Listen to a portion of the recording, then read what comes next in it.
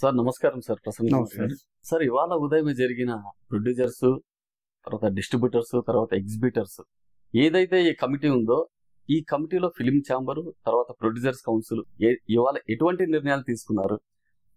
అంటే Telugu film chamber of commerce అనేది main apex body. దాంట్లో ప్రొడ్యూసర్స్, డిస్ట్రిబ్యూటర్స్, ఎగ్జిబిటర్స్, స్టూడియో 4 సెక్టార్లు ఉంటాయి. దాంట్లో ప్రొడ్యూసర్స్ కౌన్సిల్ కూడా Telugu film chamber of commerce లో ఒక మెంబర్. ఈ Telugu film chamber of commerce ఇండస్ట్రీకి హెడ్ గా మూవీ ఆర్టిస్ట్ అసోసియేషన్ అనుకోవచ్చు, 24 క్రాఫ్ట్స్ అనుకోవచ్చు. తెలుగు ఫిల్మ్ ఇండస్ట్రీకి సంబంధించిన ప్రతి దానికి కూడా మెయిన్ బాడీ అది. దాంతో పాటు ఇప్పుడు Telangana state film chamber of commerce కూడా కోఆర్డినేషన్ వెళ్తాను. సో వీళ్ళందరూ కలిపి ఇవాళ కూర్చుండడం జరిగింది. సమస్య ఏంటంటే ఎగ్జిబిటర్స్ ఒక అల్టిమేటం లాగా వాళ్ళు ఏదో ఇచ్చారు. 48 గంటల్లో మీరు మీటింగ్ పెట్టాలి, మాకు పర్సంటేజ్ విధానం అమలు పరచాలి.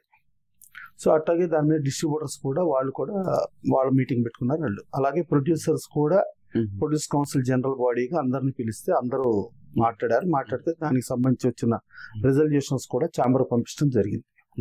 పంపినప్పుడు వాళ్ళు ఏదో June 1 మేము మూసేస్తామని చెప్పారు అని అంటే, ఇవాళ వాళ్ళు ఏమంటారంటే June 1 లోపల సమస్యల పరిష్కార దిశగా ముందుకెళ్ళకపోతే బంద్ చేయాల్సి వస్తుంది. సమస్యల పరిష్కారం దిశగా ముందుకెళ్తామంటే మేము బంద్ అని అనలేదు అని వాళ్ళు అన్నారు. కానీ ఆ బయటికి ఏంటంటే వాళ్ళు బంద్ చేసేస్తున్నట్టుగా వాళ్ళు 18వ తారీఖు ఎగ్జిబిటర్ సెక్టార్ మీటింగ్ పెట్టుకుని ఆ మీటింగ్ లో నిర్ణయం తెలియపరచక ముందే మీడియాలో June 1 నుంచి బంద్ అని బ్రేకింగ్ న్యూస్లు, స్క్రోలింగ్ ఇవన్నీ చేసేస్తున్నారు అనే దగ్గర మీటర్. దాని మీద ఏంటంటే ఛాంబర్ సెక్రటరీ దామోదర్ ప్రసాద్ గారు ఎవరు మీడియాకి వెళ్ళొద్దు, మీడియాకి ఏం చెప్పొద్దు అని అన్నారు. కాబట్టి మేము దాన్ని ఖండించలా, లేకపోతే మేము ఖండించేవాళ్ళం అని చెప్పి వాళ్ళు ఎగ్జిబిటర్స్ అన్నారు. అంటే దానికి ప్రెసిడెంట్ భరత్ భూషణ్ గారు ఉండి, ఇప్పుడు మనకు టైం తక్కువ ఉంది, సమస్యలు నిర్మాతల సమస్యలు చాలా ఉన్నాయి, డిస్ట్రిబ్యూటర్ల సమస్యలు చాలా ఉన్నాయి, ఎగ్జిబిటర్ల సమస్యలు చాలా ఉన్నాయి, వీటిలన్నిటికీ ప్లస్ ఇంటర్ రిలేటెడ్ ఉన్నాయి ఒకదానికొకటి. వాళ్ళు పర్సంటేజ్ విధానం అంటున్నారు. పర్సంటేజ్ విధానం అంటే ఒకప్పుడు ప్రొడ్యూసర్స్ గానీ డిస్ట్రిబ్యూటర్స్ గానీ కంటెంట్ ఇచ్చేవారు. కంటెంట్ ఇస్తే వాళ్ళు ప్లే చేసేవారు. అప్పట్లో థియేటర్ల వాళ్ళు మనకి సరౌండ్ సౌండ్ సిస్టమ్ అని కానీ, సబ్ ఊఫర్లని కానీ, లేకపోతే స్పీకర్లు, సౌండ్లు అవి పెట్టుకుంటూ అప్పట్లో నెగిటివ్ పాజిటివ్ సిస్టమ్ ఉండేది. పాజిటివ్ ప్లే చేసేవారు. పాజిటివ్ ప్లే చేసినప్పుడు కార్బన్స్ వాడేవారు. నేషనల్ ఆర్క్ కార్బన్స్ అంటే హై క్వాలిటీ, అలాగే వైకేక జపాన్ మిర్రర్స్ అంటే హై క్వాలిటీ. మళ్ళీ ఇప్పటికప్పుడు స్క్రీన్ కొత్తగా మార్చడం, లైటింగ్, సౌండ్ అలా డెవలప్ చేసుకుంటానికి వాళ్ళు ప్రేతంగా ఖర్చు పెట్టేవారు. దాని తదనంతరం డిటిఎస్ వచ్చినప్పుడు డిటిఎస్ కూడా వాళ్ళే ఓన్ గా చేసుకున్నారు. దాని నుంచి డాల్బీ వచ్చింది, ఓన్ చేసుకున్నారు. డాల్బీ స్పెక్ట్రల్ రికార్డింగ్ ఎస్ఆర్ వచ్చింది, ఓన్ చేసుకున్నారు. డాల్బీ డిజిటల్ చేసుకున్నారు. వాళ్ళంతా చేసుకుని డాల్బీ అట్మాస్ ఇవన్నిటిలో కూడా ఎగ్జిబిటర్స్ వాళ్ళు ఓన్ గా చేసుకుని ఏ రోజున మేము ఇంత చేశాం కాబట్టి ఇది మీరు మాకు డబ్బులు కట్టాలని ఇంకోటి ఉండేది కాదు. మనం పాజిటివ్ ఇచ్చేవాళ్ళు, వాళ్ళు ప్లే చేసేవారు. ఇవాళ కూడా కంటెంట్ ఇస్తాం, కానీ ఇవాళ ఏంటంటే క్యూబ్ అని, యూఎఫ్ఓ అని, పిఎక్స్డి అని ఇలా వచ్చి వారానికి 12,000 నుంచి 15,000 రూపాయలు డిస్ట్రిబ్యూటర్, ప్రొడ్యూసర్ కట్టే పరిస్థితి వచ్చింది. సో అప్పుడు ఆ కంటెంట్ ఇవ్వటం అనేది లెక్క కదా అనేది ఒకటి ప్రొడ్యూసర్స్ వాదన, డిస్ట్రిబ్యూటర్ వాదన. దాని తర్వాత బుక్ మై షో అనేది ఒకటి వచ్చింది. బుక్ మై షోలో యాజ్ ఇట్ ఈస్ గా 100 రూపాయలు టికెట్ ఉంటే 32 రూపాయలు ఛార్జ్ చేసి 132 రూపాయలు తీసుకున్నారు. సో ప్రొడ్యూసర్స్ అనేది ఏంటంటే ఇది మా ప్రొడక్ట్ కు సంబంధించి టికెట్, ఆ టికెట్ మీద 32 రూపాయలు ఎగ్జిబిటర్ ఎంజాయ్ చేయటమో, లేకపోతే ఇంకో third party book my show enjoy చేయటమో ఇది ఒకటి. ప్లస్ బుక్ మై షో వాళ్ళు వాళ్ళకి ఏంటంటే రేటింగ్లు అంటున్నారు. సినిమా స్క్రీన్ అవ్వకుండా రేటింగ్లు అంటారు, లైక్లు అంటారు, డిస్లైక్లు అంటారు, మళ్ళీ సినిమా స్క్రీనింగ్ తర్వాత రేట్లు అంటారు. ఈ రేటింగ్లు ఇవ్వడానికి కూడా ప్రొడ్యూసర్లు వాళ్ళకి ఎదురు డబ్బులు ఇవ్వాల్సిన పరిస్థితి వస్తారు. అంటే ఒక థర్డ్ పార్టీ వాళ్ళు ఈ డిజిటల్ సిస్టమ్ లో డబ్బులు వసూలు చేయటం, ఒక థర్డ్ పార్టీ వాడు ఈ బుక్ మై షోలో వసూలు చేయటం, ఇవన్నీ తప్పు. ఇంకోటి నెక్స్ట్ ఏంటంటే ఆన్లైన్ టికెటింగ్. ఆన్లైన్ టికెటింగ్ తో పాటు లోపల ట్రాన్స్పరెన్సీ ఆఫ్ ది కలెక్షన్. అమెరికాలో ఒక ప్రొడ్యూసర్ కూర్చున్నా శ్రీకాకుళం థియేటర్ లో లోపల ఆడియన్స్ ఎంతమంది ఉన్నారు ఏంటి చూసుకోగలిగే ఫెసిలిటీ ఇట్లా ప్రొడ్యూసర్స్ యాంగిల్ ఉండే. మళ్ళా as it is theatres maintenance, toilets కానీ ఇవి కానీ అవి స్మెల్ రాకుండా దాన్ని హైజీనిక్ గా మెయింటైన్ చేయటం, సీట్స్ కంఫర్ట్ చేయటం, సౌండ్ అండ్ లైట్ చేయటం, ఇవన్నీ కూడా మాకు కావాలి అని ఇవన్నీ ఆలోచించి ఒకటికొక దానికి ఇంటర్లింక్. అవును సార్. ఈ ఇంటర్లింక్ లో చేసుకునేది మళ్ళీ ఇంకోటి జిఎస్టీ ప్రాబ్లం. అవును sir. GST input matter, GST కట్టారా కట్టలేదా, కట్టకపోతే ఇన్పుట్ రాదు, కట్టకపోతే ఇన్పుట్ రాకపోతే సరే డిస్ట్రిబ్యూటర్లకి జిఎస్టీ నోటీసులు రావటం, ఇలా అన్ని 3 సెక్టార్లు ప్రాబ్లం ఉంది. సరే వీటిలన్నిటికంటే కూడా మూలం ఏంటంటే ఆడియన్స్ థియేటర్కి రావాలి. అవును సార్. కరెక్ట్. సో ఆడియన్స్ రాని కారణంగా ఈ problem. Correct sir. So audience theatre రావాలంటే ఏం చేయాలి? Affordable price of ticketing, non affordable ప్రథమ టికెట్ రేట్లు చేసుకుని మీరు రండి అని అంటే అప్పుడు ఏమవుతుందంటే లోయర్ క్లాస్ వాళ్ళు, మిడిల్ క్లాస్ వాళ్ళు భరించలేని పరిస్థితిలో వాళ్ళు పైరసీకి వెళ్ళిపోవటమో లేకపోతే ఓటీటీకి వెళ్ళిపోవటం, ఇంకొక జోనర్ ఆఫ్ దీనికి వెళ్ళిపోయి ఆడియన్స్ తగ్గిపోయారు. ఆడియన్స్ కి ఎప్పుడు కూడా సినిమా థియేటర్ లో సినిమాకి తీసుకెళ్లి ఫ్యామిలీని కూర్చోబెట్టి సినిమా చూపిస్తూ ఒక హ్యాబిచువల్ యాక్షన్ లాగా ఉండి దాని మూలంగా ఇండస్ట్రీ పచ్చకుంటేది. ఎప్పుడైతే ఈ అఫోర్డబుల్ ప్రైస్ లేని టికెట్లు అవటం మూలంగా వాళ్ళ ఫ్యామిలీస్ దీని నుంచి దూరం అయిపోతున్నారు. ఈ దూరం అయిపోయి వీళ్ళు వెళ్ళిపోయేటప్పటికి ఏంటంటే ఆడియన్స్ తగ్గిపోయింది. ఆడియన్స్ తగ్గిపోయేటప్పుడు రన్ రాకపోతే అది ఎగ్జిబిటర్ తప్పు, ఎగ్జిబిటర్ కి నడపలేని పరిస్థితి. సో ఆ ఆడియన్స్ రాకపోతే డిస్ట్రిబ్యూటర్ నష్టపోతాడు, ఈ డిస్ట్రిబ్యూటర్ నష్టపోతే ప్రొడ్యూసర్ నష్టపోతాడు. ఇవన్నీ ఉన్నాయి, ఇవన్నీ ఈ సమస్యలు. ఇక ఇది దాటితే ఇంకా యాజ్ ఇట్ ఈస్ గా టికెట్ రేట్ తో పాటు అబ్నార్మల్ రెమ్యునరేషన్స్, విపరీతమైన రెమ్యునరేషన్స్ అయిపోయి సరే సక్సెస్ ఒకసారి అక్కినేని నాయక్ సార్ ఇది చెప్పారు. అవును సార్. ఇప్పుడు మాకు ఇంత రెమ్యునరేషన్ ఎందుకు ఇస్తున్నారు? మా మీద వ్యాపారం జరిగి, మా రెమ్యునరేషన్ మా అన్ని జరిగి పైన లాభం వస్తున్న దానికి మాకు ఇస్తారు. నష్టపోయి ప్రొడ్యూసర్ రెమ్యునరేషన్ ఎట్లా అడుగుతాం మేము? మా మీద వ్యాపారం ఉంటేనే కదా అడగాలి. అంతే, కరెక్ట్. అందుకని మేము కూడా దీంట్లో ఒక ఇదిలో ఉండాలి. ప్లస్ మా మీద వ్యాపారం జరగకో లేకపోతే ప్రొడ్యూసర్ ఇబ్బందులు ఉన్నప్పుడు మేము రామారావు గాని, నాయక్ సార్ ఆయన గాని, కృష్ణ గారు గాని, కృష్ణరాజు గారు గాని, సోన్ బాబు గారు అందరూ కూడా రెమ్యునరేషన్ వదులుకునే పరిస్థితి ఉంది. వ్యాపారం జరిగితేనే రెమ్యునరేషన్, అలా లేకపోతే లేదు. ఇక మొన్న చూసుకుంటే వేవ్స్ బాంబేలో జరిగింది పెద్ద ప్రోగ్రామ్, అసలు ఇండియా మొత్తం వరల్డ్ మొత్తం కూడా పాల్గొంది. దాంట్లో ఇండియాలో ప్రాఫిట్ షేరింగ్ తీసుకున్న ఆర్టిస్ట్ గా షారుఖ్ ఖాన్. ఆయన ప్రాఫిట్ షేరింగ్, ఆయన రెమ్యునరేషన్ తీసుకోకుండా 200 కోట్ల పైన ఆయనకి ప్రాఫిట్ లో షేర్ వచ్చింది. సో ఇండియాలో హైయెస్ట్ ప్రాఫిట్ లో షేరింగ్ వచ్చిన హీరో షారుఖ్ ఖాన్. అలాగే ఇండియాలో హైయెస్ట్ డిమాండ్ ఉన్న హీరోయిన్ ఎవరు అంటే దీపికా పదుకొని, ఆవిడ. నెక్స్ట్ కరణ్ జోహార్, ఇండియాలో top most producer plus director. ముగ్గురు కూర్చొని ఒక డిబేట్ లో పెట్టుకుంటే ఇండస్ట్రీని కాపాడాలంటే ఏం చేయాలి అనే దగ్గర షారుఖ్ ఖాన్ క్లియర్ గా చెప్పింది ఏంటంటే సింగిల్ స్క్రీన్ లో 100 రూపాయల మించి టికెట్లు ఉండొద్దు. 4 క్లాసులు ఉంటే 30, 50, 70, 100. 30 అంటే 4 క్లాసు, ఈవెన్ రిక్షా పుల్లర్ కూడా 30 ఎఫర్ట్ చేయగలరు. సో అలా ఉండాలి. సపోజ్ 3 క్లాసులు ఉంటే 30, 70, 100. లేదు 2 క్లాసులు ఉంటే 30, 100 మించి ఉండదు, ఇంక్లూడింగ్ జిఎస్టీ. ఇలా ఉండాలా. ఇలా ఉంటే లోయర్ మిడిల్ క్లాస్ కానీ, మిడిల్ క్లాస్ ఫ్యామిలీస్ కానీ వాళ్ళు మళ్ళా థియేటర్కి అట్రాక్ట్ అయితే, వాళ్ళు థియేటర్లకు వస్తే అప్పుడు ఇండస్ట్రీ పచ్చగా ఉంటుంది అని టాప్ ప్రాఫిట్ లో డబ్బులు తీసుకున్న ఒక స్టార్ హీరో, ఇండియాలో హైయెస్ట్ స్టార్ హీరో ఆయన, స్టార్ హీరోయిన్ ఆవిడ, అంత స్టార్ ప్రొడ్యూసర్ కమ్ డైరెక్టర్ ఆయన, వీళ్ళందరూ కలిపి తేల్చిన విషయం. ఇది వాస్తవం. సో ఇట్లా ఉండాల. ఇక మనకు వచ్చేటప్పటికి ఏంటంటే హాలీవుడ్ లో షేరింగ్ రేషియో ఉంది. షేరింగ్ రేషియో అంటే వాళ్ళు రెమ్యునరేషన్ తీసుకోరు, ప్రాఫిట్ లో షేర్. అట్లాగే ఇప్పుడు పఠాన్, షారుఖ్ ఖాన్ సినిమాది ప్రాఫిట్ లో షేర్. అలాగే జవాన్ అలా తీసుకున్నారు. డెఫినెట్ గా మనకు కూడా సమస్య ఏంటి? అఫోర్డబుల్ ప్రైస్ ఆఫ్ టికెటింగ్ ఉండాలి. ప్లస్ ఏమో మన స్టార్ ఆర్టిస్టులు, స్టార్ టెక్నీషియన్స్ కూడా ప్రాఫిట్ షేరింగ్ తీసుకుంటే ఆ రెస్పాన్సిబిలిటీ, లయబిలిటీ ప్రొడ్యూసర్ మీద తగ్గుద్ది. తగ్గినప్పుడు ప్రొడ్యూసర్ ఆ లయబిలిటీని డిస్ట్రిబ్యూటర్ మీద పెట్టడం, డిస్ట్రిబ్యూటర్ కంఫర్టబుల్ గా ఉంటాడు. డిస్ట్రిబ్యూటర్ ఆ లయబిలిటీని ఎగ్జిబిటర్ మీద పెట్టడం, ఎగ్జిబిటర్ కంఫర్టబుల్ గా ఉంటాడు. సో ఇది మూలం, సమస్యకి మూలం ఇది.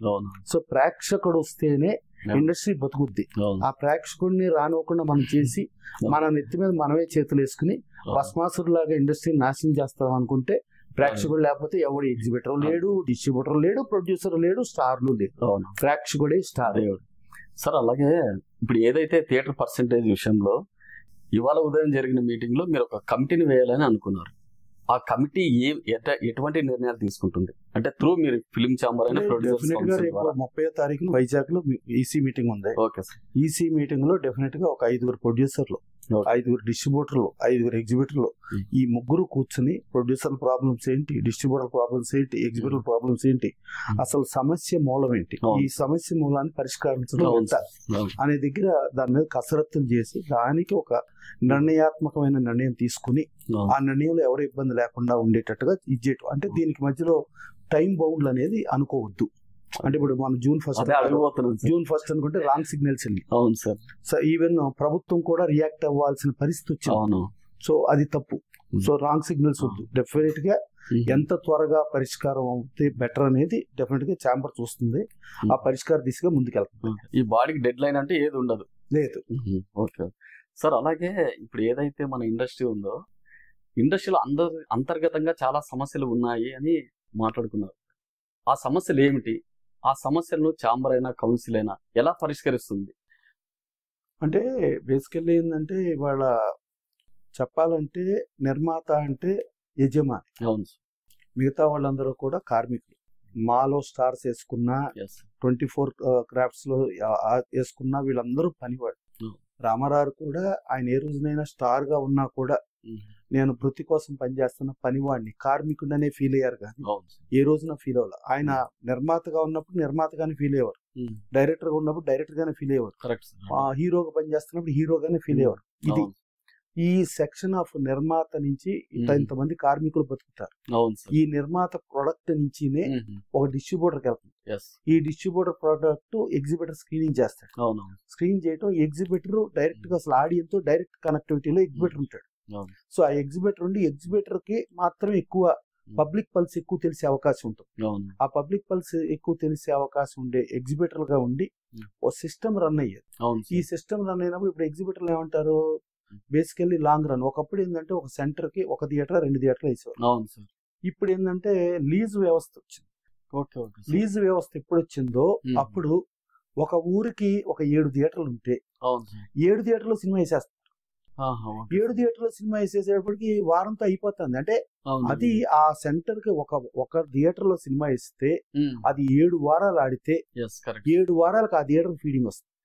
ఇప్పుడు 7 థియేటర్లో వేసేయటం మూలంగా 7 వారాల పరిస్థితి ఒక వారంతో అయిపోతుంది. సో 2వ వారం ఇంకో సినిమా ఏంటి, ఈ పరిస్థితి ఏర్పడుతుంది. సో అట్టా ఉండే ఒక సిస్టమ్ నుంచి ఇప్పుడు ఊరంతా పనిచేసే సిస్టమ్ వచ్చింది. నాకు మెదక్ కలెక్టర్ గారు ఒక ఆయన, సార్ మీరు ఎప్పుడు నేను మీడియాలో చూస్తా ఉంటాను ఏదో సమస్యలు అది నాకు క్లారిటీగా నాకు అర్థం కాలేదు సార్, అసలు ఏంటి సార్ సమస్య అని అడిగాడు. అడిగితే సరే సార్ రేపు ఈవినింగ్ మీ దగ్గరికి వస్తాను, మీరు ఈ లోపల నాకు చిన్న పని చేయండి సార్ అని చెప్పండి సార్.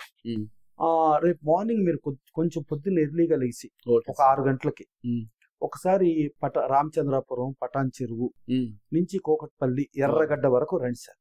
అన్ని థియేటర్లు ఒకసారి చూసి మీరు ఉండండి సార్. చూస్తుంటే నేను వచ్చి మాట్లాడతాను సార్ మీతో.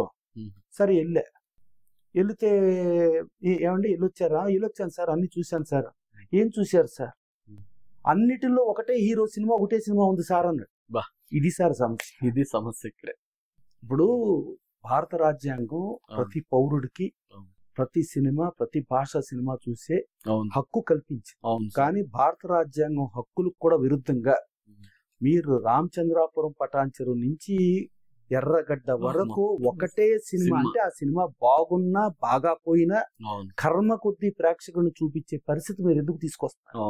ఇది కరెక్ట్ కాదు. ఇప్పుడు రామచంద్రాపురంలో ఒక థియేటర్ వేసుకోండి, పటాన్ చెరువులో ఒక థియేటర్ వేసుకోండి, కోకట్పల్లిలో ఒక థియేటర్ వేసుకోండి, ఎర్రగడ్డలో ఒక థియేటర్ వేసుకోండి. అన్ని థియేటర్లు మీయేనా? అన్ని థియేటర్లు మీ సినిమానేనా? అంటే ఇంకెవరు బతకొద్దా? ఇంకెవరు ఉండద్దా? ఏంటి పద్ధతి? అంటే అప్పుడు ఉన్నవాడు మరింత ధనవంతుడు అవటం, ఉన్న స్టార్ మరింత స్టార్ అవటం, ఇక మిగిలిన అంటే ఎవడు ఆర్టిస్టులు ఎవరు ఇది రావద్దు. ఇది మోనోపలి ట్రేడ్ ప్రాక్టీసెస్ యాక్ట్. ఇదే కాంపిటేటివ్ కమిషన్ ఆఫ్ ఇండియాకి వ్యతిరేకంగా జరిగే ఒక సిస్టమ్. ఒక ఫ్రీ ట్రేడ్ లేకుండా, ఫ్రీ ఇది లేకుండా ఇది. ఇక డిజిటల్ అని వచ్చింది. మనకి ఇదివరకు ఏంటంటే నెగిటివ్ పాజిటివ్ అలా ఉండేది. పాజిటివ్ నుంచి డిజిటల్ అని వచ్చింది. డిజిటల్ వచ్చి ఒక ఇంగ్లీష్ సినిమాకి ఫ్రీ సన్సెట్ క్లాస్ ఉంటుంది. అంటే ఒక మిషన్ కి ఇంత కాలానికి అది డిప్రిసియేషన్ లో అయిపోతే ఇక ఆ మిషన్ కి కాస్ట్ ఉండదు.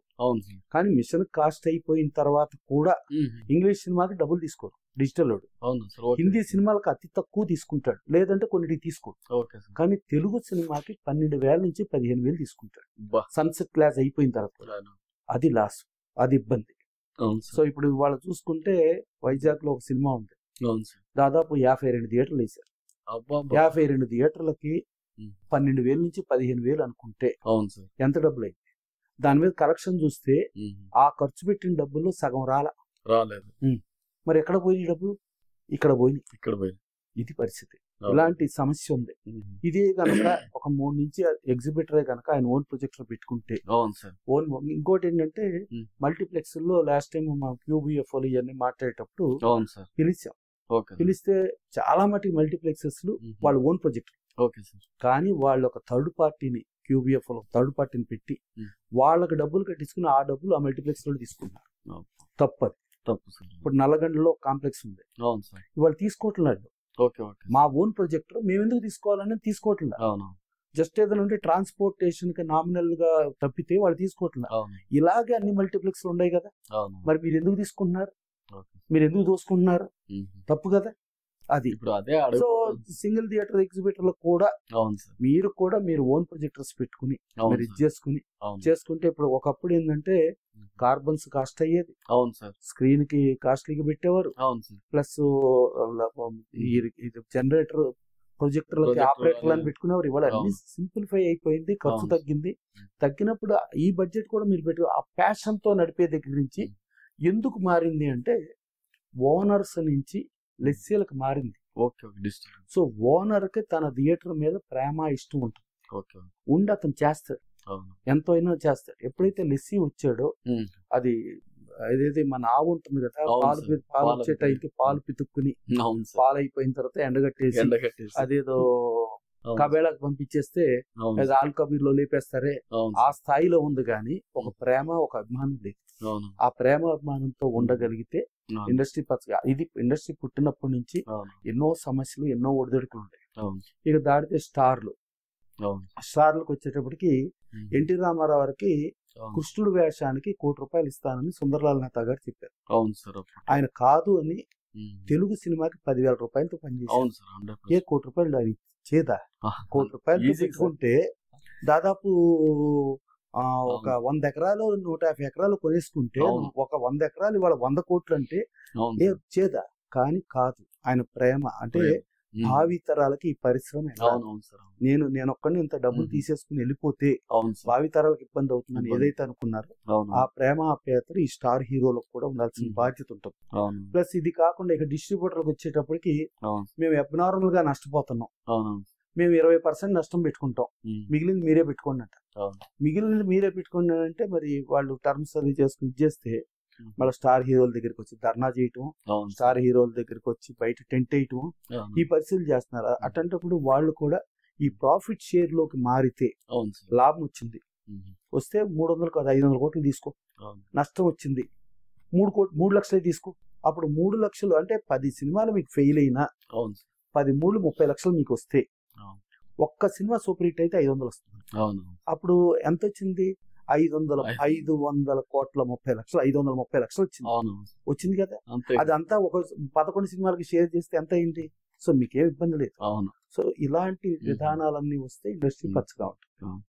సార్ అలాగే ఇవాళ ఉదయం ఒకటి చెప్పారు సార్, ఏదైతే థియేటర్ పర్సెంటేజ్ విషయంలో ఈ సమస్యల పరిష్కారానికి థర్డ్ పార్టీలు ప్లస్ కార్పొరేట్ కంపెనీలు ఇన్వాల్వ్ అయ్యాయి అని అన్నారు.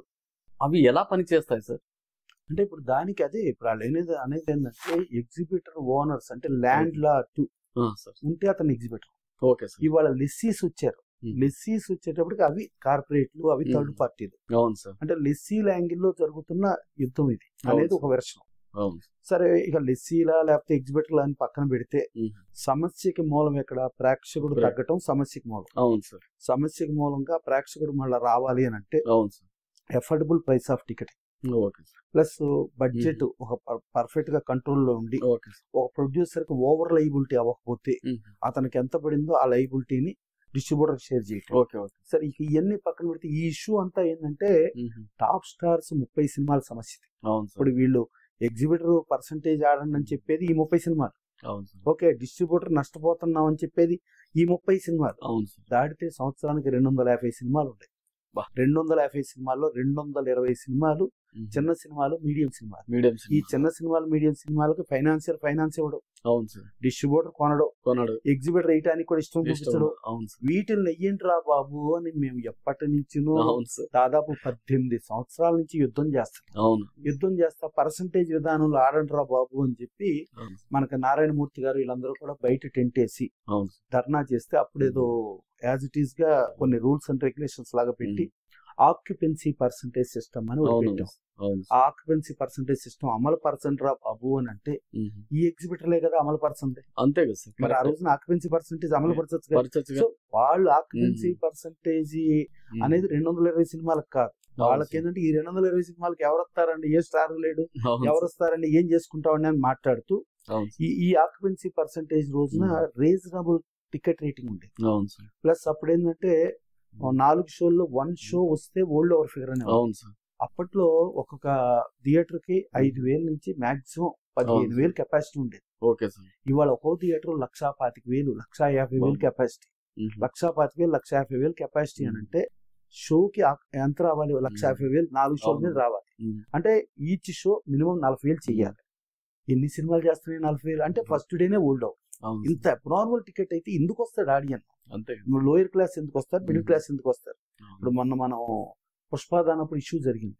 ఇష్యూ జరిగితే అంతసేపు అక్కడ ఏదో చనిపోయిందనో లేకపోతే అక్కడ ఆయన హాస్పిటల్లో ఉన్నాడు ఇదే ఆలోచించాం. కానీ ఆయన ఒక 30,000 రూపాయలు ఒక ఉద్యోగస్తుడు, ఆయన ఫ్యామిలీని ఇచ్చేస్తూ పిల్లల్ని చదివించుకుంటూ ఉంటూ ఆ పిల్లోడు ఆ సినిమా చూడాలనే అతి ప్రేమతో ఈచ్ 3,000 రూపాయల టికెట్ తో 4 మూళ్ళు 12,000 రూపాయలు టికెట్ ఖర్చు పెట్టాడు.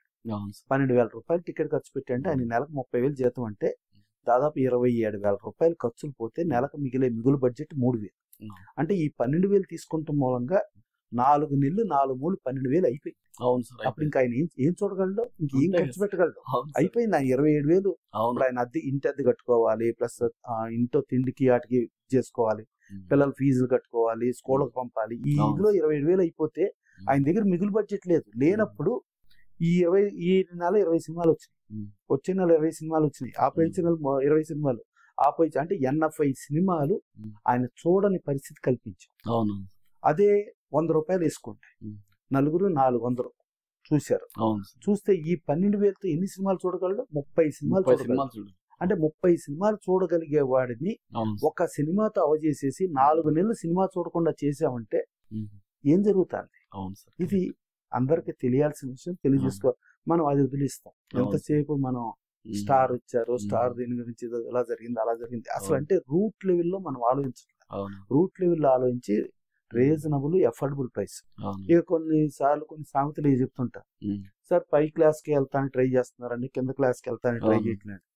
నేను మామూలుగా అసలు ఈ 2 రాష్ట్రాలు, తెలుగు రాష్ట్రాలు రెండిటిలో ఫస్ట్ రాయశ్రీ సినిమా హంసాత్ సాత్ అయిన సినిమా వచ్చింది. ఆ సినిమాకి బాల్కనీ 40 రూపాయలు, నెక్స్ట్ 25 రూపాయలు, నెక్స్ట్ 15 రూపాయలు, నెక్స్ట్ 10 రూపాయలు పెట్టాం. This is the first highest rate of ticketing. పెడితే 10 ఫుల్ అయిపోయింది, 15 ఫుల్ అయిపోయింది, 25 ఫుల్ అయిపోయింది.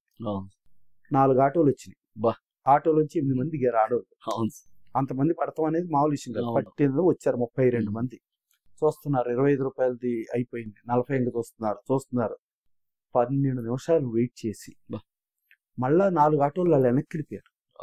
అంటే 32 మంది 15 రూపాయల టికెట్ ఎఫర్ట్ చేయలేకపోతున్నారు. అంటే అదొక 320 ప్లస్ 120 అంటే 480 రూపాయలు. అంటే మళ్ళా ఈ ఆటోలు మళ్ళీ ఈ ఆటోలకు రాను పోను పెట్టుకోగలుగుతున్నారు, కానీ వాళ్ళ దగ్గర 480 రూపాయలు డబ్బులు. అంటే అప్పుడు ఆ ఆడియన్స్ ని మనం తోలేస్తున్నాం వద్దు అని. సో ప్రతి ఆడియన్ ఇవాళ 10 రూపాయల ఆడియన్ మన ఇండస్ట్రీని బతికిస్తాడు, 15 రూపాయల ఆడియన్ మన ఇండస్ట్రీని బతికిస్తాడు, 25 ఆడియన్ బతికిస్తాడు. ఈ ఆడియన్స్ 40 నుంచి 10 వరకు అందరూ కావాలి మనకి. నువ్వొద్దు అంటే ఏంటి మిగిలేదు, ఎక్కడ ఉండేది? సో ఇది పరిస్థితి. సార్ ఇంకొకటి, కొన్ని ఏళ్లుగా సినిమా ఇండస్ట్రీలో సినిమా సమస్యలపై ఎటువంటి మీటింగ్లు సినీ పెద్దలు పెట్టలేదు అని ఒక వినికిడి. కానీ ఇవాళ జరిగిన మీటింగు అందరూ సినీ పెద్దలు కలిసికట్టుగా వచ్చారు అని అనుకోవచ్చా సార్? అంటే మీటింగ్లు ఎప్పుడు జరుగుతూనే ఉన్నాయి, పరిష్కారాలకి ప్రతిదీ ప్రయత్నం జరుగుతూనే ఉన్నాయి. డెఫినెట్ గా అది మీటింగ్లు పెట్టలేదనేది అనటం తప్పు.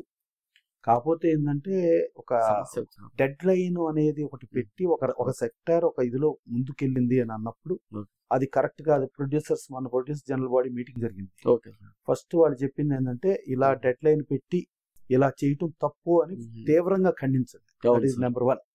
నెంబర్ 2, మేము ఇక నుంచి పర్సంటేజ్ విధానమే ఆడతాము అని చెప్పే రైట్ లేదు, స్టేటస్ కో మెయింటైన్ చేయమని. ఓకే.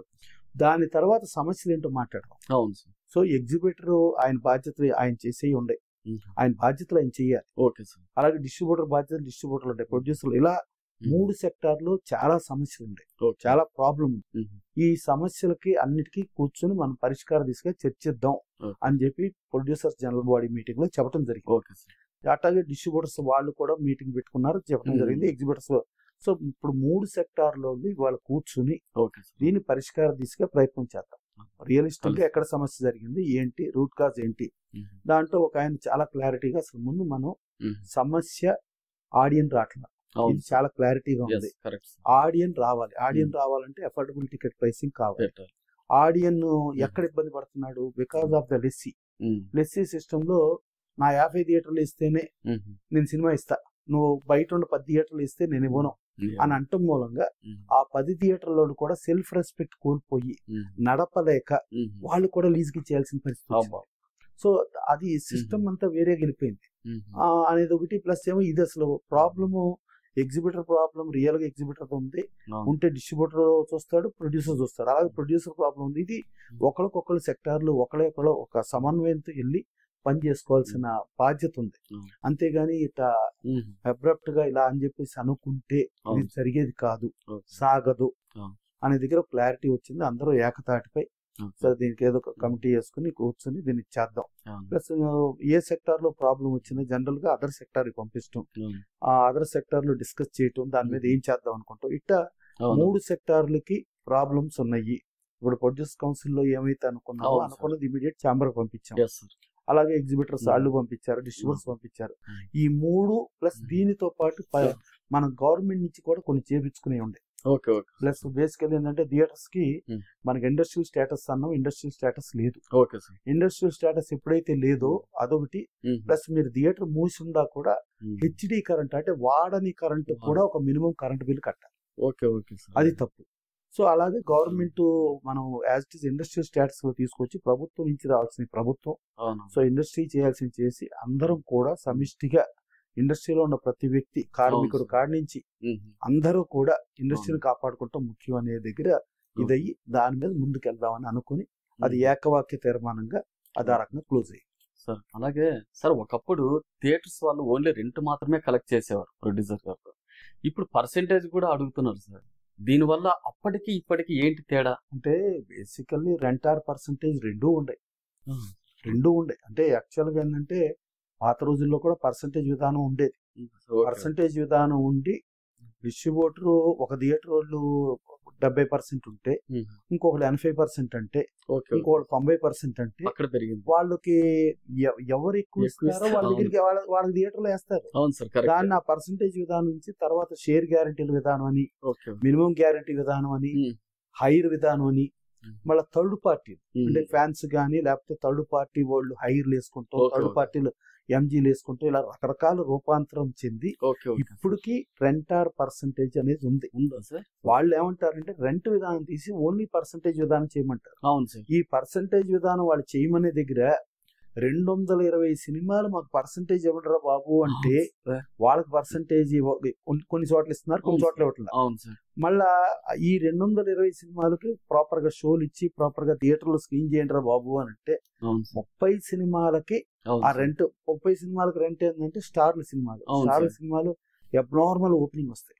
ఆ అబ్నార్మల్ ఓపెనింగ్ లో మాకు పర్సెంటేజ్ ఇస్తే మాకు అది లాభం వస్తుంది అనే దగ్గర ఆ 30 సినిమాలకు సంబంధించే ఇష్యూ. ఇది 30 సినిమాలకు సంబంధించి కాకుండా ఇది 250 సినిమాలకు సంబంధించిన ఇష్యూగా. సరే మూలం ఏంటంటే ప్రేక్షకుని రావాలి, ప్రొడ్యూసర్ కి రెస్పాన్సిబిలిటీ లయబిలిటీ తగ్గాలి. ఇవన్నీ ఆలోచించుకుని ఒక కూలంకషంగా చర్చించి ఒక ఎమికబుల్ సొల్యూషన్ తో ఇండస్ట్రీని కాపాడుకుంటానికి ఇండస్ట్రీలో ఉన్న ప్రతి ఒక్కళ్ళు కార్యోన్ముఖులు అయ్యి దానికి ఒక ప్రాపర్ దిశానిర్దేశం చేయాల్సిన బాధ్యత ఉంది. సార్ చివరిగా ఒక క్వశ్చన్ సార్, ఏదైనా ఇలాంటి థియేటర్ గత ఒక 15 రోజులుగా చూస్తున్నాం సార్, థియేటర్ పర్సెంటేజ్ విషయంలో బయట వ్యక్తులు నానా రకాలుగా మాట్లాడుతున్నారు. ఇలాంటి సమస్య వచ్చినప్పుడు ఏదైనా ఫిలిం ఛాంబర్ కానీ ప్రొడ్యూసర్స్ కౌన్సిల్ కానీ ఏదైనా ఒకటి పరిష్కారం చూపిస్తుంది ఇలాంటి సమస్య వచ్చినప్పుడు. కానీ బయట వ్యక్తులు మాట్లాడినప్పుడు వారి మీద మీరు ఎలాంటి యాక్షన్ తీసుకుంటారు? అంటే మీకు భారత రాజ్యాంగం ఫ్రీడమ్ ఆఫ్ ఎక్స్ప్రెషన్ రైట్ కల్పించింది. Okay sir. సో మాట్లాడుకునే వాళ్ళది కానీ బయట చేసుకునే దాని మీద కానీ వాళ్ళ హక్కుని హరించే రైట్ ఎవరికి లేదు. అవును సార్. సరే, దానిలో ఏంటంటే మన ఇండస్ట్రీలో ఏమైనా ఉంటే, ఇండస్ట్రీ మీద ఆధారపడి ఏమైనా ఉంటే దాని మీద ఏదైనా మనం నియంత్రణ చేసుకోగలుగుతామే కానీ ఫ్రీడమ్ ఆఫ్ ఎక్స్ప్రెషన్ రైట్ ఆపే రైట్ మనకు లేదు, బయట వ్యక్తులు. సో అది ఇంకోటి ఏంటంటే ఒక క్లారిటీగా బయట ఏదో రకరకాలుగా మాట్లాడుకున్నప్పుడు దాన్ని మనం కాదు ఇది అని చెప్పి మనం చెప్పగలిగితే ఆ మొత్తం ఆ స్పెక్యులేషన్ లా మాట్లాడుకునేవన్నీ కూడా అయిపోతాయి కదా. మనం కూడా చెప్పాల్సిన బాధ్యత మనకుంది. ప్లస్ ఈ డిస్కషన్ ఇప్పుడు వాళ్ళ ఎగ్జిబిటర్ సెక్టార్ జరిగి వాళ్ళు ప్రొడ్యూసర్ కౌన్సిల్ లెటర్ ఇచ్చారు, ఇదంతా ఇచ్చారు. దాని మీద డిస్ట్రిబ్యూటర్ మీటింగ్ జరిగింది, దాని మీద ప్రొడ్యూసర్ మీటింగ్ జరిగింది. ఇవన్నీ జరుగుతా ఉండి ఇవాళ కంక్లూడ్ అయింది కదా. ఇది స్టార్ట్ అయింది అక్కడ 18వ తారీఖు స్టార్ట్ అయింది. అవును సార్. ఇవాళ 24 అంటే హార్డ్లీ జరిగింది 6 రోజులు. 6 రోజుల్లోనే ఒక షేప్ వచ్చింది కదా. వచ్చింది. ఇప్పుడు మళ్ళీ రేపు 30వ తారీఖుకి వైజాగ్ లో ఛాంబర్ ఎగ్జిక్యూటివ్ కమిటీ మీటింగ్, అది రెగ్యులర్ ఎవ్రీ మంత్ జరిగే మీటింగ్ లో ఆ మీటింగ్ లో భాగంగా అక్కడ ఉండి ఆ మీటింగ్ నుంచి ఒక కమిటీ వేస్తాం, కమిటీ నుంచి చేసి మూవ్ చేస్తాం అని చెప్పి మాట్లాడుకుంటూ జరిగింది, అంతే కదా. సో అందుకని దాని స్పెక్యులేషన్ ఏంటంటే మీడియా పరంగా అది ఇంకోటి వాళ్ళు అది కూడా చెప్తారు, మేము బంద్ చేస్తామని చెప్పలా. దీనికి సంబంధించి చర్యలు తీసుకోండి అన్నాం. చర్యలు తీసుకోని పక్షంలో మాకు గత్యంతరం లేని పరిస్థితిలో అప్పుడు మేము చేయాల్సి వస్తుంది. అంటే ఆ మీనింగ్ వేరు, బంద్ చేసేస్తున్నాము అనేది వేరు. ఇది మరి చర్యలు తీసుకుంటున్నప్పుడు ఇంక బంద్ ఎందుకు ఉంటుంది? లేదు కదా, అంతే కదా. ఇప్పుడు ఎవరు ఇక్కడ ఒక మాట చెప్పిన ప్రొడ్యూసర్లు మేము సినిమాలు బంద్ చేసామన్నా, డిస్ట్రిబ్యూటర్లు మేము బంద్ చేసామన్నా, ఎగ్జిబిటర్లు మేము బంద్ చేసామన్నా, బంద్ చేసినది ఎప్పుడు సమస్యల సొల్యూషన్ పరిష్కారం కాదు. బంద్ చేస్తే బంద్ జరిగిన పీరియడ్ లో లాస్ అనేది అది ఇండస్ట్రీకే నష్టం. అందుకని ప్లస్ బంద్ చేసిన వాళ్ళు చరిత్రలో మనం చూసుకుంటే మన ఇండస్ట్రీలో ఎప్పుడు నష్టపోవటమే జరిగింది, బంద్ నుంచి లాభపడటం అనేది జరగల. సో డెఫినెట్ గా అందరికీ ఇది అర్థమయ్యి దాని మీద ముందుకు వెళ్ళటమే జరిగింది కాబట్టి సో ఈ సమస్య లేదు. సార్, పెద్ద హీరోలు నిర్మాత పెద్ద హీరోలతో సినిమా చేసేటప్పుడు రెమ్యునరేషన్ కాకుండా రెవెన్యూ షేరింగ్ కూడా అడుగుతున్నారని ఒక టాక్ ఉంది. అలాగే ఈ థియేటర్ పర్సెంటేజ్ లో కూడా థియేటర్లో షేరింగ్ ఇవ్వాలి. ఈ రెండు ఇలా ప్రొడ్యూసరు రేపు లాభం వచ్చినప్పుడు ఇవ్వగలడు కానీ నష్టం వచ్చినప్పుడు అతనే భరిస్తున్నాడు కదా. దీన్ని ఏ విధంగా మీరు అంటే దీంట్లో మీకు ఒకటి చెప్తా. ఏవిఎం చెట్టిఆర్ గారు ఎన్టీ రామారావు దగ్గరికి వెళ్ళి సార్ మీరు మీ డేట్స్ కావాలండి అని అడిగారు. Okay sir. అడిగితే సరే నా రెమ్యునరేషన్ తెలుసు కదా అని Ramarao Reddy, okay sir, ₹1,00,000 sir నాకు తెలుసు సార్ అన్న. ₹1,00,000 కాదు 90,000. అదేంటి సార్ ₹1,00,000 90,000 ఎందుకు అయింది సార్ అంటే, అంతకు ముందు నా ఫెయిల్యూర్ సినిమా ఎంత డబ్బులు వస్తుందో చూసుకుని నా ఫెయిల్యూర్ మీద నేను పర్సంటేజ్ 1,00,000 తీసుకునేవాడు. ఈ మధ్యతో నా ఫెయిల్యూర్ సినిమా ఎక్కువ నష్టపోయిందని తెలిసి నేను 10,000 తగ్గించాను. అది సరే. ఇక రెమ్యునరేషన్ పార్ట్కి వస్తే ఇప్పుడు నేను చెప్తున్నా కదా, షారుఖ్ ఖాన్ మొన్న పఠాన్ గాని జవాన్ గాని ఇట్లా సినిమాలు అలా చూసుకుంటే వాళ్ళు ప్రాఫిట్ షేరింగ్, ఇది హాలీవుడ్ లో ఉంది, ఇక్కడ ఉంది. ఆ ప్రాఫిట్ షేరింగ్ తీసుకుంటే లైబిలిటీ తగ్గుద్ది. అప్పుడు మీకు హాలీవుడ్ లో వరల్డ్ లో ఏ మూల నుంచి డబ్బులు వచ్చినా ఆ వచ్చిన డబ్బులు ఆ స్టార్లకి వాళ్ళకి షేర్ వెళ్తుంది. సో అలాగే షేర్లు వెళ్ళే విధానం వస్తే ప్రొడ్యూసర్ కి బడ్జెట్ లైబిలిటీ తగ్గుతుంది. ఇక దాటితే మీరు అడిగిన ఇంకో ప్రశ్న ఏంటంటే, రెమ్యునరేషన్ తీసుకుని ప్రాఫిట్ షేరింగ్ తీసుకుంటున్నారు, తప్పది. అది తప్పు. ఎందుకంటే రెమ్యునరేషన్ తీసుకుని ప్రాఫిట్ షేరింగ్ తీసుకుంటే ప్రాఫిట్ లో అంటే ప్రొడ్యూసర్ గా బాగుపడి ఇదంతా. ఇప్పుడు ఈవెన్ చిరంజీవి గారు ఇప్పుడు ఒకటి చెప్తాడు, ఒక సినిమా సక్సెస్ అంటే ఒక మీనింగ్ చెప్తాడు. ఒక ప్రొడ్యూసర్ నష్టపోకూడదు, లాభం రావాలి. ఒక డిస్ట్రిబ్యూటర్ నష్టపోకూడదు, లాభం రావాలి. ఒక ఎగ్జిబిటర్ నష్టపోకూడదు, లాభం రావాలి. థర్డ్ పార్టీలు హైర్లు వేసిన వాళ్ళు ఫ్యాన్స్ ప్రతి ఎవరికి నష్టం రాకుండా, including canteen, cycle stand, chips popcorn అమ్మేవాడితో సహా లాభపడిన సినిమానే లాభం వచ్చిన సినిమా. అదే హిట్ సినిమా. లేదనుకుంటే ఎక్కడ ఏ ప్లేస్ లో నష్టం వచ్చినా అది నష్టపోయిన సినిమా అని చెప్తారు. సో అట్టా వచ్చేటప్పుడు ఆ లాభం వచ్చే సినిమాలుగా మనం చేసి కొంచెం జాగ్రత్తగా కరెక్ట్ గా వెళ్ళగలిగితే డెఫినెట్ గా ఇండస్ట్రీ పచ్చతనంతో ఉంటుంది. సో అది చెయ్యాలి. అంతేగాని రెమ్యునరేషన్ ఒక అబ్నార్మల్ రెమ్యునరేషన్ అంటే ప్రొడ్యూసర్ ఏంటంటే ఒక స్టార్ హీరోతో సినిమా చేయాలని ఒక అది ప్యాషన్ అనుకోండి, గోల్ అనుకోండి, లేకపోతే ఆ సినిమా ఒక పెద్ద సినిమా చేసిన ప్రొడ్యూసర్ గా నాకు గుర్తింపు వస్తుందని చెప్పి అనుకుని ఆయన వెళ్ళి సినిమా తర్వాత నాశనం అయిపోయి ఆయన ఫ్యామిలీకి రోడ్డు మీద పడేసుకునే పరిస్థితి రావటం అనేది బాధాకరం, దారుణం. అట్లాంటివి రాకూడదు. బాగుండాలి, అందరూ బాగుండాలి. అందుకని ప్రాఫిట్ షేరింగ్ లో చేసుకుంటే రైట్. సార్, ప్రస్తుతము ఇండస్ట్రీలో చాలా మంది ప్రొడ్యూసర్లు నష్టపోయి ఉన్నారు. మళ్ళీ ఇటువంటి సమయంలో స్టార్ హీరోలు వాళ్ళ రెమ్యునరేషన్ తగ్గించుకొని వారికి సినిమాలు చేసే అవకాశం ఉందంటారా? అంటే గతంలో జరిగింది. గతంలో ప్రొడ్యూసర్ నష్టపోయాడు అంటే ఎక్కడ నష్టపోయినా కూడా వీళ్ళు పిలిచి ఆయనతో సినిమా చేపించి సినిమా నిలబడతాం. అంటే ఒక టైంలో చిత్తూరు నాగయ్య గారు ప్రొడ్యూసర్ గా సినిమా అనుకుంటే, చిత్తూరు నాగయ్య గారిది ఆ రోజుల్లో రామారావు గారు అందరితో కూడా ఆర్టిస్టులుగా అందరితో ఫ్రీగా యాక్ట్ చేపించి సినిమా చేపించడం జరిగింది. తర్వాత లవకుశ చేసిన శంకర్ రెడ్డి గారు తర్వాత కొంచెం ఇబ్బందుల్లో ఉన్నాడు అనగానే ఆయనకి సతీ సావిత్రి అనే సినిమా చేసి దాంట్లో ఇది చేశారు. ఆ పద్ధతి ఉండేది. ఇవాళ ఆ పద్ధతులు లేవు. ఆ పద్ధతులు కొనసాగించాల్సిన బాధ్యత ఉంది. ఒక నిర్మాత దెబ్బతిన్నాడు, నిర్మాత దెబ్బతింటే ఆ నిర్మాత నిలబెడటానికి అవసరమైతే ఆయన ఫ్రీగా సినిమా చేసి ఏదైతే ఈ సినిమా మూలంగా దెబ్బతిన్నాడో అతను కాపాడుకునే బాధ్యత ఉండాలి. ఆ బాధ్యతలు, ఆ మోరల్ రెస్పాన్సిబిలిటీస్ ఇవాళ తగ్గిపోయింది. డెఫినెట్ గా ఆ మోరల్ రెస్పాన్సిబిలిటీస్ రావాల్సిన బాధ్యత. సార్, ఇప్పుడు ఒక టాక్ అయితే నడుస్తూ ఉంది, స్టార్ హీరోల వల్ల ఇండస్ట్రీ నష్టపోతుందని ఒకటి, అదే స్టార్ హీరోల వల్ల ఇండస్ట్రీ బతుకుతుంది అని అనేది ఒక వర్షన్ వినిపిస్తుంది సార్. దీని గురించి మీరు ఏమంటారు? డెఫినెట్ గా ఇవాళ స్టార్ హీరోలకి రెమ్యునరేషన్ ఇదంతా ఎందుకంటే స్టార్ హీరోలకి ఫ్యాన్స్, ప్రేక్షకులు. సో ప్రేక్షకులు ఉండటం మూలంగా థియేటర్ విపరీతంగా జనం వస్తారు. అలాగే ఆ స్టార్ హీరోల మీదంగా వచ్చే దీనికోసం డిస్ట్రిబ్యూటర్ సినిమా కొనడానికి వస్తారు. ప్రొడ్యూసర్ కూడా అతని స్టార్ హీరోలతో ఒక పెద్ద సినిమాగా చేశాను, నేను పెద్ద నిర్మాతలు అనిపించుకుంటాను అనే దగ్గర వస్తారు. డెఫినెట్ గా అందుకని ఆ స్టార్ హీరోల మూలంగానే ఇవాళ ఒక నిర్మాత పెద్ద నిర్మాత అయ్యాను అనిపించుకుంటానికి, ఒక డిస్ట్రిబ్యూటర్ కొని దాని మీద లాభాలు గడించాలనుకుంటానికి, ఒక ఎగ్జిబిటర్ దాని మీద విపరీతంగా రెవెన్యూ వస్తుందా అనుకుంటానికి అనేది కారణం అనేది అది వాస్తవం. ఒక వెర్షన్. ఇంకొక వెర్షన్, ఈ స్టార్ హీరోలు రెమ్యునరేషన్ తీసుకుని, ఈ స్టార్ టెక్నీషియన్లు విపరీతమైన రెమ్యునరేషన్ తీసుకుని దాన్ని ఓవర్ బడ్జెట్ చేసేసి ఆ ప్రొడ్యూసర్ నష్టపోయేటట్టు జరిగి ఆ ప్రొడ్యూసర్ నష్టాన్ని డిస్ట్రిబ్యూటర్ నష్టంగా వెళ్ళి ఆ డిస్ట్రిబ్యూటర్ నష్టం ఆ సినిమా డిజాస్టర్ అయ్యి ఎగ్జిబిటర్ ఆల్రెడీ అడ్వాన్స్ ఇవ్వటం, ఎంజీలు ఇవ్వటం ఏదో చేసి నష్టపరచటానికి కూడా కారణం అన్నది నిజం. అందుకనే నేను అనేది ఏమంటున్నా అంటే, మీకు ప్రాఫిట్ షేరింగ్ తీసుకుంటే మీ నష్టం ఎవరి మీద ఇబ్బంది పెట్టదు, మీ లాభం మీరే ఎంజాయ్ చేయొచ్చు. సో అందుకని మీ మీద ఈ అపప్రద అంటే మీరే నాశనం చేస్తున్నారని అపప్రద మీ మూలంగా ఇండస్ట్రీ నడుస్తుంది. ఇంకోటి ఏంటంటే ఇండస్ట్రీలో ఏ ఒక్కరి మీద నడవదు. ఒక సినిమా సక్సెస్ ఒక సమిష్టి కృషి. ఒక స్టార్ హీరో, ఆ హీరోకి ఒక ప్రాపర్ కథ, ఒక ప్రాపర్ దర్శకుడు, ఒక ప్రతి టెక్నీషియన్ 24 క్రాఫ్ట్ల టెక్నీషియన్, ఒక ప్రొడ్యూసర్, ఒక ప్రాపర్ ప్రమోషన్ చేస్తూ, ఒక డిస్ట్రిబ్యూషన్ కి వెళ్ళి ఆ డిస్ట్రిబ్యూటర్ ప్రాపర్ డిస్ట్రిబ్యూషన్ చేస్తూ, ఒక exhibition proper theatre screening proper వెళ్తూ వెళ్ళగలిగితే ఇంత మందికి సమిష్టి కృషితో ఒక సినిమా ఆడుతుంది. అలాగే వీటిల్లో ఏదైనా లోపం జరిగితే అది ఫెయిల్యూర్ అవుతుంది. అందుకని ఈ ప్రాఫిట్ షేరింగ్ కనుక జరిగితే నిర్మాతల ఎవరైతే స్టార్ హీరోస్ ఉన్నారో నష్టపోతే వాళ్ళు డబ్బులు తీసుకోవట్లా, వెరీ హ్యాపీ. లాభం వస్తే తీసుకుంటారు. సో వాళ్ళు ఇండస్ట్రీని కాపాడిన వాళ్ళు అవుతారు.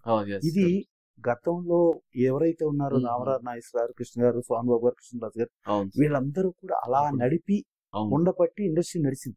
ప్లస్ సక్సెస్ వచ్చినప్పుడు కూడా Ramakrishna studios NT Ramarao star హీరోగా ఉందా, ఆయన ఒక డైరెక్టర్ గా, ఒక ప్రొడ్యూసర్ గా 24 క్రాఫ్ట్స్ మీద కమాండ్ ఉన్న వ్యక్తిగా ఆయన ఎన్నో సినిమాలు సూపర్ హిట్. ఒక దానివేల సూరకాండ చరిత్ర, ఒక బ్రహ్మంగారి చరిత్ర అట్లా ఎన్నో సినిమాలు ఆయన చేసిన చండశాసనుడు కానీ ఇట్లా చూసుకుంటే సినిమాలు వాళ్ళు తీసిన అనురాగ దేవత లేకపోతే ఎన్ని సినిమాలు ఎంతో చరిత్రలో.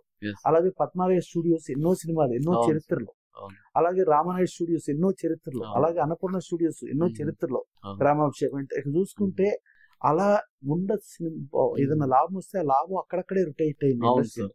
ఇవాళ వాళ్ళు తీయగలిగే పరిస్థితి లేక ఆ రామకృష్ణ స్టూడియోస్ తీయట్లే సినిమా, అవును సార్. అన్నపూర్ణ స్టూడియోస్ అవును తీయట్లే, అవును పద్మాలయ స్టూడియోస్ తీయట్లే, రామాలయ స్టూడియోస్ తీయట్లే. అవును దీంతో ఏమవుతుందంటే మీ అబ్నార్మల్ రెమ్యునరేషన్స్ తట్టుకోలేక అవును సార్. ఒక తెలిసిన వ్యక్తి ప్రాపర్ మేకింగ్ లో వాళ్ళు పక్కకు జరిగి ప్రపోజల్ మేకర్స్ వచ్చేసి, అది ఎన్ఆర్ఐ అనుకోవచ్చు, అవును రియల్ సార్. ఎస్టేట్ అనుకోవచ్చు, ఇంకో జోన్ అనుకోవచ్చు. అవును అలా రావటం మూలంగా ఏంటంటే అది ఒక చుక్కాన్ లేని నావలాగా అవును అది సార్. తీరానికి చేరొచ్చు, చేరదు.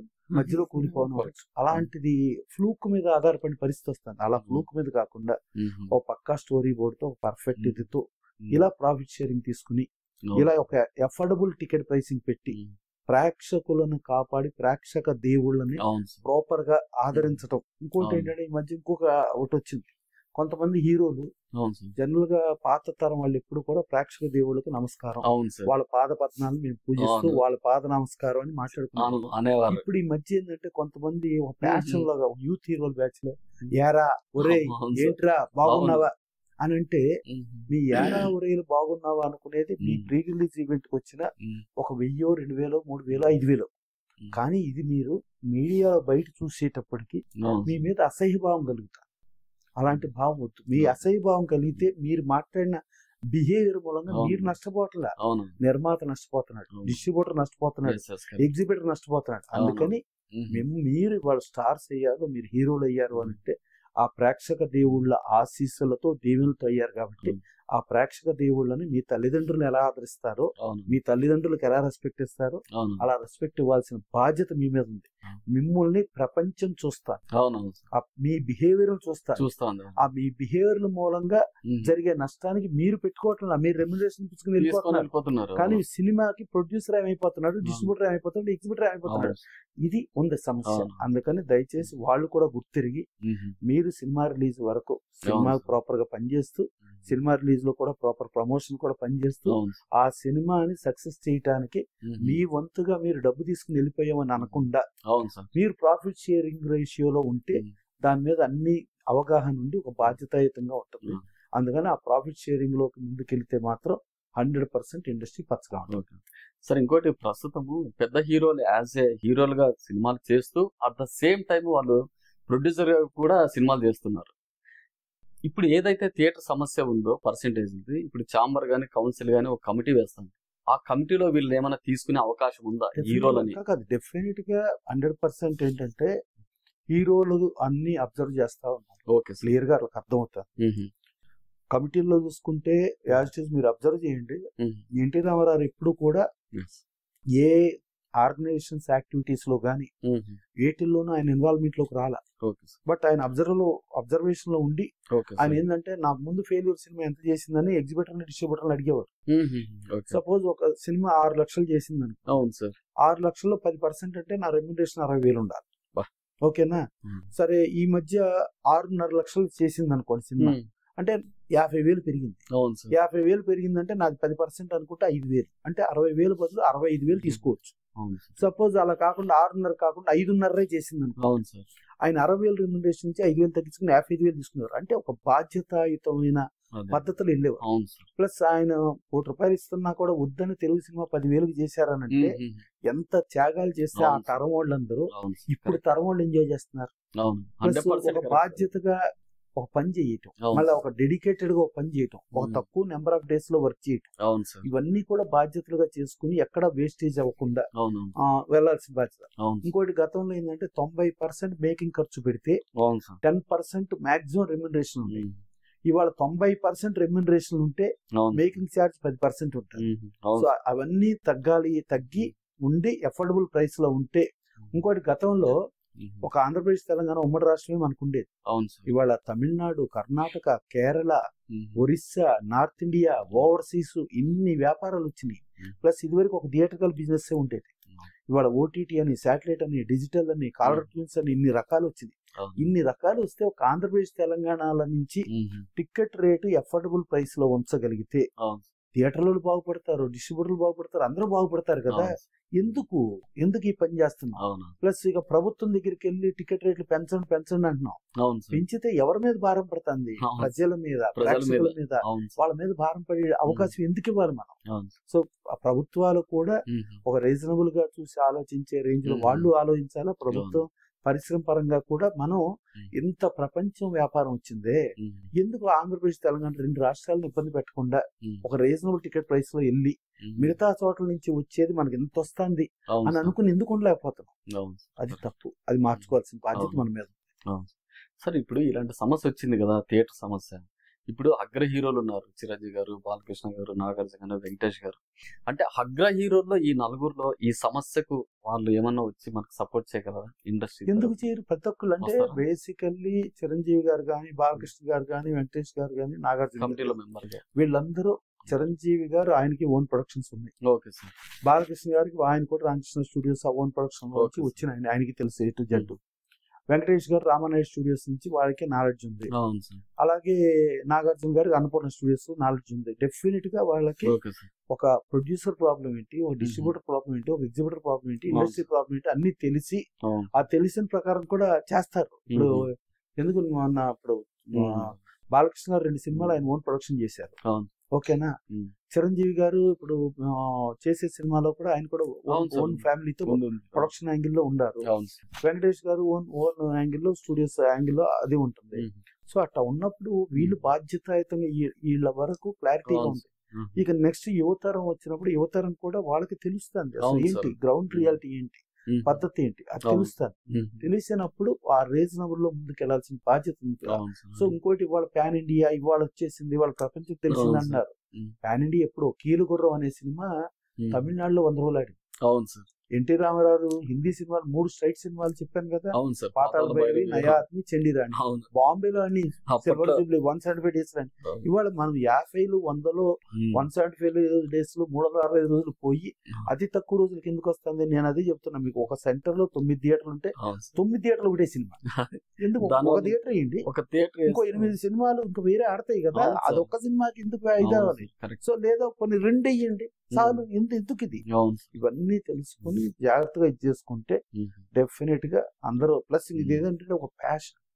ఈ సినిమా ఇండస్ట్రీలో ఉన్న వాళ్ళు ప్రపంచానికి ఐడెంటిఫై అవుతారు. ఇక్కడ యాజ్ ఇట్ ఈస్ రొటేషన్ చూసుకుంటే ఒక టాటాలు, అంబానీలు, ఆదానీలు వాళ్ళు ఎవరో ఏంటో ప్రపంచానికి తెలియదు. కానీ మన సినిమా వాళ్ళు అనగానే ప్రపంచానికి ఐడెంటిఫై అవుతారు. ఆ ఐడెంటిఫై అవుతున్నాం అనే క్రేజ్ తో కూడా వస్తుంటారు. సో వస్తున్నప్పుడు దీన్ని కాపాడుకునే బాధ్యత, అంటే ఆ రోజుల్లో నేను చెప్పాను కదా, ₹1,00,000 వస్తే 10,000 తీసుకున్నారు. అలా ఎంత బాధ్యతాయుతంగా ఉన్నారో అదే బాధ్యతాయుతంగా ఉండి ప్రాఫిట్ షేరింగ్ లో ఉంటే ఇది బాగుంటుంది. Thank you sir Prasanna Kumar గారు. మీ విలువైన సమయాన్ని మాకు కేటాయించి ఎన్నో విషయాలు మాకు షేర్ చేశారు. ఇటు థియేటర్ల విషయంలో, పర్సెంటేజ్ విషయంలో ఇలాంటి సమస్యలు ఎలా పరిష్కరించబోతున్నాం అన్నది కూడా మా ప్రేక్షకులకు మీరు సవిరంగా వివరించారు. మీరు దీంట్లో క్లారిటీగా ఏంటంటే సమస్యకి పరిష్కారం ప్రేక్షకులు థియేటర్కి రావాలి, affordable price. Plus budget producer తగ్గటానికి ప్రాఫిట్ షేరింగ్ లో గనక టాప్ స్టార్స్, టాప్ టెక్నీషియన్స్ తీసుకుంటే వాళ్ళకి అబ్నార్మల్ గా వస్తుంది. సక్సెస్ అయితే సక్సెస్ లో బాగా ఎంజాయ్ చేస్తారు. ఇది హాలీవుడ్ లో ఉంది, ఇవాళ బాలీవుడ్ లో జరుగుతుంది. అదే పద్ధతి టాలీవుడ్ లో కూడా దాన్ని తీసుకుని వచ్చి తెలుగు చలనచిత్ర పరిశ్రమకు ముందుకెళ్ళటానికి వాళ్ళు కూడా కోఆపరేట్ చేస్తారని, అలాగే ప్రేక్షకులు రావడానికి ఒక అఫోర్డబుల్ ప్రైస్ లో ఇచ్చేస్తారని, ఇలా జరిగి ఇండస్ట్రీ నిత్య కళ్యాణం పచ్చతోరణంగా ఉండాలని మన పూర్వీకులు ఎన్టీ రామారావు, అక్కినేని నాగేశ్వరరావు వాళ్ళ సాంప్రదాయాలని మనం గౌరవిస్తూ అదే సాంప్రదాయాల్లో ముందుకెళ్లాలని డెఫినెట్ గా కోరుకుంటున్నాం. Thank you sir.